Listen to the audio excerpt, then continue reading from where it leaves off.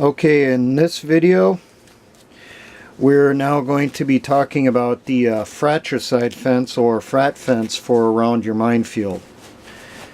Now this can be something that is just meant to keep friendly forces from getting into it, so it's just the marking fence, or you can incorporate triple standard concertina wire, creating a more complex obstacle also.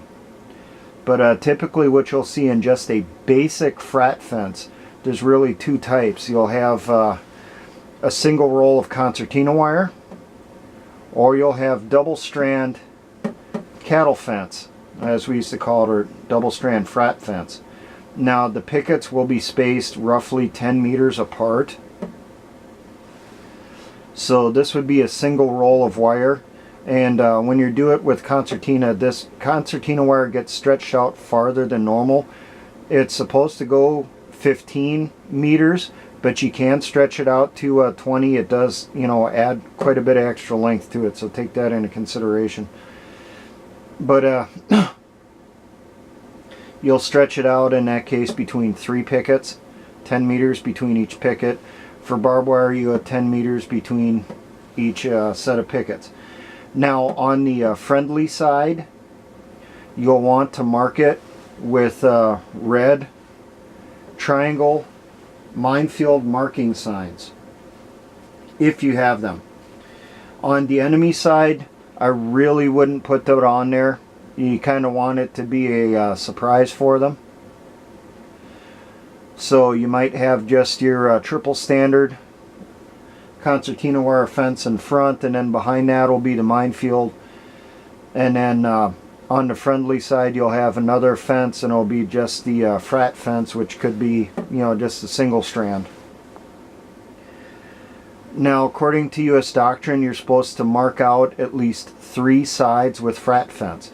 The front can be open, but your sides and your rear are supposed to have fratricide fence around it to keep enemy troops from accidentally driving into or walking into the minefield.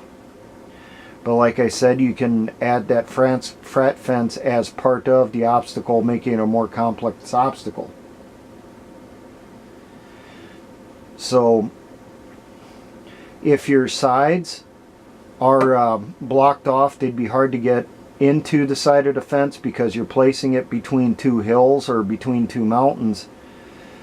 You don't really need to put a fence on those sides. You just got to mark your back side for sure, and possibly your front. So this is a task that's typically done by 1 squad of the platoon when you're putting in the minefield, and it goes pretty quick, unless you're doing the barbed wire one. That took a while. I have done that, and that took probably twice as long, if not 3 times as long as it takes for putting in just the concertina one. But you go with what you have available. As for how close it is to the mines, I would give myself at least 25 meters between the end row marker and the fence. At least a 25 meter separation. And that would be on all sides, front, back, and sides.